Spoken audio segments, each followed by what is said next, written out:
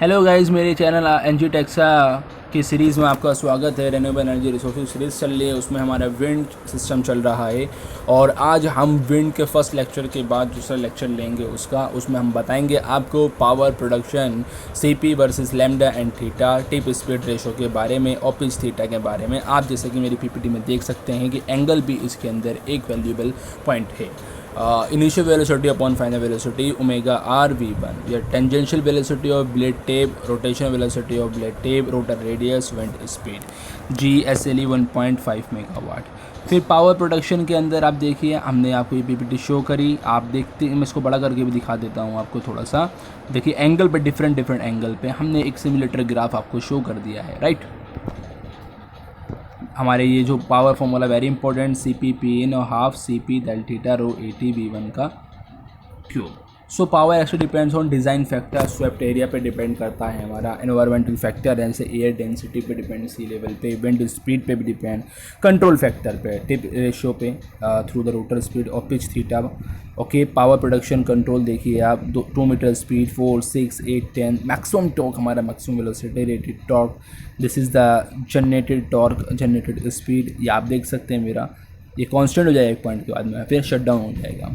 A dotted curve is drawn through the point of maximum torque. This curve is very useful for control in that we can be assured that as long as we are operating at a point on this curve, we are guaranteed to be operating the wind turbine at maximum efficiency. Therefore, this curve redrawn dictate how the machine should be controlled in terms of torque and speed.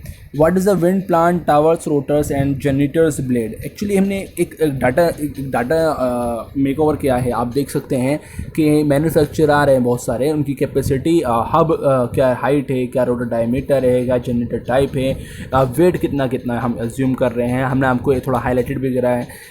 एनर्कन type में देखिए 329 है, right. आप देखिए इसको थोड़ा सा study करिएगा। What is the wind plant, electric generator, ठीक है। थोड़ा हमने स्टार्टिंग में आपको व्यू दिया था। देखिए कन्वेंशनल टाइप इंडक्शन जनरेटर हम यूज़ करते हैं, फिर स्पीड। एक्चुअली मैं इंडक्शन जनरेटर क्योंकि रिएक्टिव पावर हमें अलग से देनी पड़ती है, तो प्लांट, हाँ, हाई स्पीड के लिए हम यूज़ कर सकते हैं large plant feeds, power factor, control capacitor, wound rotor induction generator, variable rotor resistance, AC duty speed control हो जाती है हमारी। डबल फेड इंडक्शन जनरेटर आप देख सकते हैं, फुल कन्वर्टर भी लगा सकते हैं हम।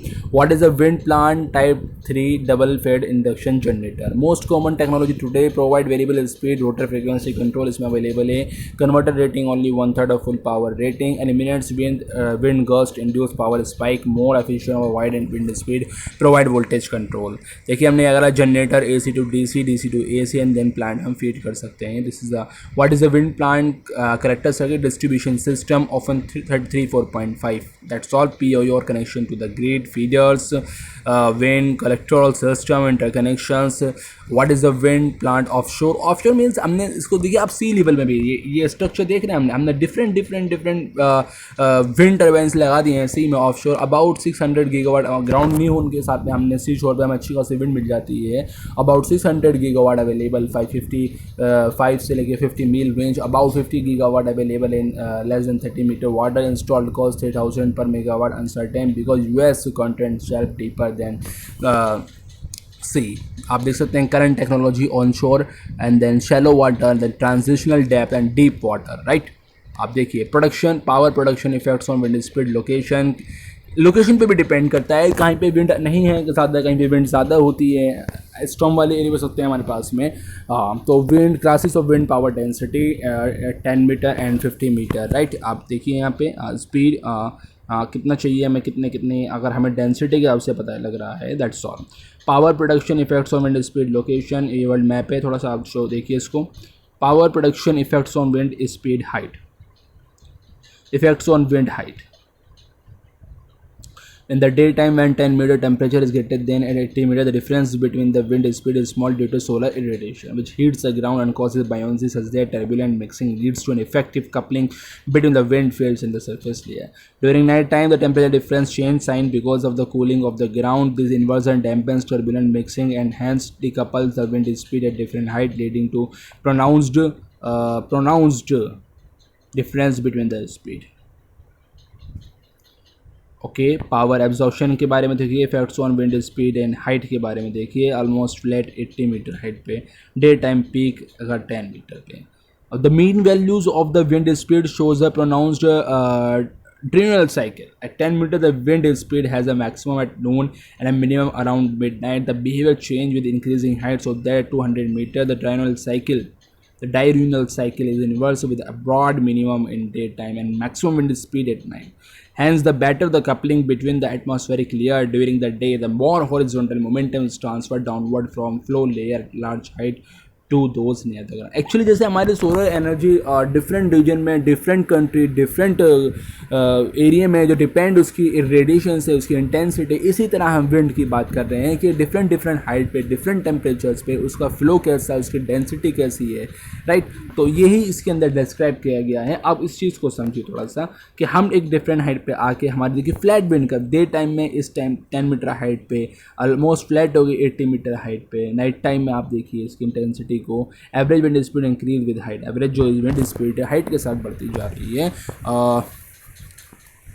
लॉग में विंड प्रोफाइल हमने करा, सरफेस लेयर, प्लैनेटरी और cloudy and troposphere. The atmosphere is divided into several horizontal layers to separate different flow regimes. These layers are defined by the dominating physical effects that influence the dynamics for wind energy use. The troposphere, which spans the first 5 to 10 kilometers above the ground, has to be considered as it contains the relevant wind field regimes. तो आप देखिए U energy reference, hub height, H reference 1/7. Wind shear exponent differ locationally.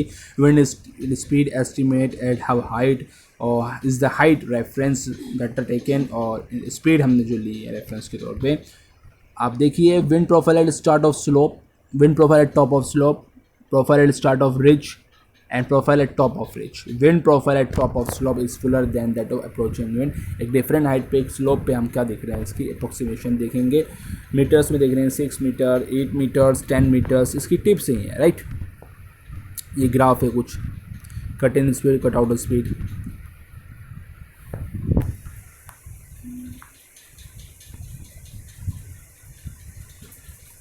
Problem with wind potential solution: day ahead forecast uncertainty.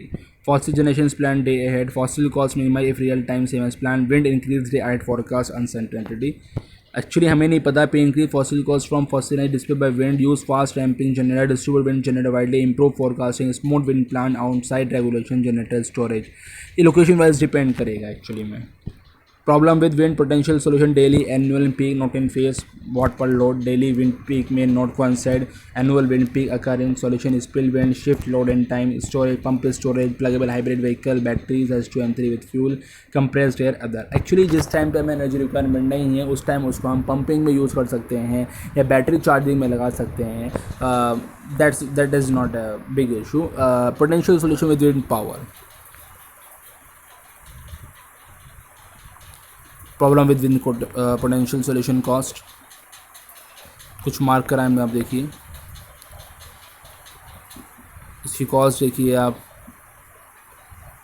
Efficiency, capacity factor है आपका, existing कोल, tower height पे,